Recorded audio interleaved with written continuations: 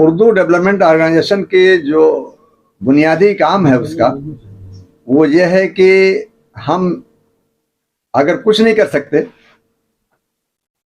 तो हुकूमत वक्त की तवज्जो मरकूज कराने के लिए खतूत लिखना, सिम्पोजियम कराना, सेमिनार कराना और PIL करना। हमारे साथ डॉक्टर लाल बहादुर और तंजीम के बानी जनरल सेक्रेटरी डॉक्टर परवाज़ उलूम और लाल बहादुर साहब, ये दोनों बहुत बड़ी अजीम शख्सियात हैं इस वक्त उर्दू के हवाले से। मेरे सामने या मेरी जानकारी में कम से कम इस लेवल का कोई उर्दू दां जो मैदान अमल में जूझ रहा हो नहीं दिखा कोई अभी तक। इन हजरात के ताउन से हमने तकरीबन 70 मुकदमात PIL के किए हैं, वो हाई कोर्ट से लेकर के सुप्रीम कोर्ट तक। एक केस हमने और फाइल किया था यहाँ सुप्रीम कोर्ट ऑफ इंडिया में 2004 में। उसका फैसला 2014 में आया। ये फैसला था हिंदी साहित्य सम्मेलन के खिलाफ था। हिंदी साहित्य सम्मेलन चाह रहे थे कि जिन स्टेट्स में उर्दू को दूसरी सरकारी ज़बान दर्जा हासिल है उसे ख़त्म किया जाए, क्योंकि एक स्टेट में एक ही ज़बान होती है।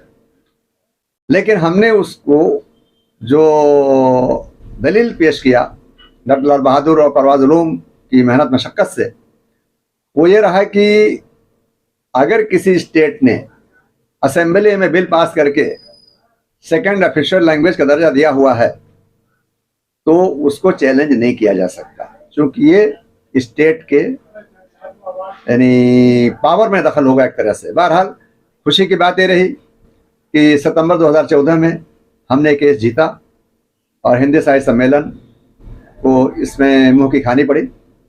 और ये बहुत बड़ी जीत इसलिए थी, पूरे भारतीयों की जीत थी, क्योंकि उर्दू भारत की भाषा है, इसी भारत में जन्मी, यहीं पली बढ़ी और यहीं परवान चढ़ी और तमाम भारत के लोग इसको पसंद करते हैं। कल बिल्कुल हक बजानिब है और हकीकत ये है कि दिल्ली उर्दू एकेडमी पूरे मुल्क में नंबर 1 की एकेडमी हुआ करती थी। इसके जो भी मतलब वाइस चेयरमैन हुआ करते थे, कुंवर महेंद्र सिंह बेदी, प्रोफेसर अख्तर वासे, मीर अफजल साहब जैसा कद, ऐसे हजरात, प्रोफेसर अल्ताफ अहमद आज़मी, इस तरह के जो लोग हैं इस एकेडमी में से वाबस्ता रहे हैं।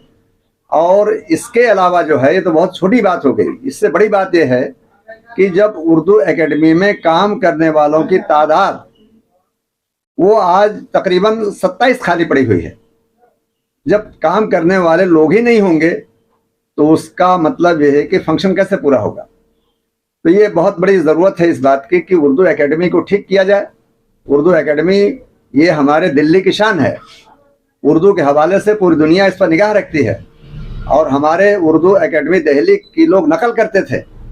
और आज हमें शर्मिंदगी का एहसास हो रहा है कि मौजूदा हुकूमत ने इसको बहुत हल्के में लिया और ये उसको काफ़ी महंगा पड़ रहा है। हालांकि ऐसा नहीं है कि लोग अवाम बेदार नहीं है, अवाम समझते नहीं हैं हुकूमत की चाल को। एक जाहिल इंसान को जो है, कह लीजिए जो पढ़ा लिखा ना हो, उसको हम जिम्मेदारी दे दें कि तुम जो है यानी एकेडमी जैसे उसको कैसे देख रहे हैं। मैंने यही कहा ना कि दिल्ली हुकूमत ने उर्दू के हवाले से जो कुछ भी कदम उठाया उसको बहुत हल्के में लिया। उसका नतीजा ये है कि जो दिल्ली उर्दू एकेडमी दिल्ली की शान हुआ करती थी, पूरे भारत के लोग इस पर निगाह रखते थे कि यहाँ हम जाके मुशायरा पढ़ेंगे तो हमारी शान बढ़ जाएगी, हमारा कद बढ़ जाएगा, उनकी शख्सियत निखर जाएगी। तो अब भारत की नुमाइंदगी नहीं हो रही पूरी, और एक सिमेट दिया गया है किसी मोहल्ले गली मोहल्ले जाकर के। ये तरीका ठीक नहीं है। इसकी शान के मुताबिक शान निशान प्रोग्राम होना चाहिए, चाहे हिंदी का कभी सम्मेलन हो, चाहे उर्दू का आलमी मुशायरा हो, वो लाल किला के अंदर ही होना चाहिए। क्योंकि देखिए, मुकाम का जो फोकस होता है ना, उसकी बहुत अहमियत होती है।